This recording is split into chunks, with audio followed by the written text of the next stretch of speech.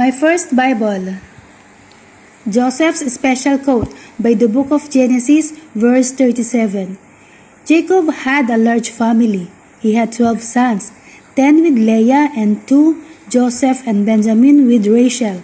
But because Jacob's favorite wife was Rachel, he treated Joseph like his firstborn son and spoiled him. This made the older brothers angry. They became jealous of him. One day, Jacob gave Joseph a special coat. It was the sort of coat worn only by an eldest son. The other brothers were furious.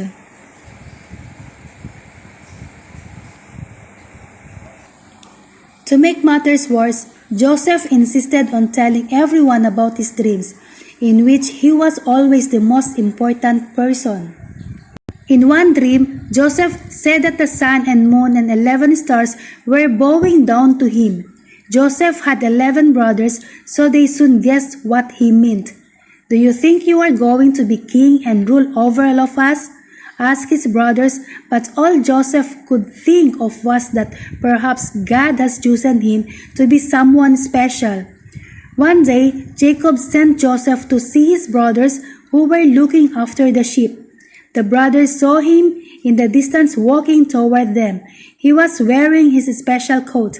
They hatched a plan to kill him. They decided to throw his body into a deep, dry well and pretend that a wild animal had eaten him. They were tired of Joseph and his dreams. When Joseph arrived, the brothers grabbed him, but the oldest one, Reuben, persuaded them to think again. "Let us lower him into the well and leave him there to die," he said, secretly planning to rescue Joseph later. The brothers ripped off Joseph's special coat and lowered him into the deep, dark well.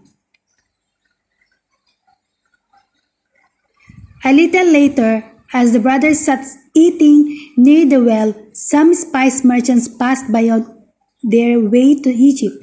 Seeing them gave Judah an idea. "We won't gain anything if Joseph dies," he said.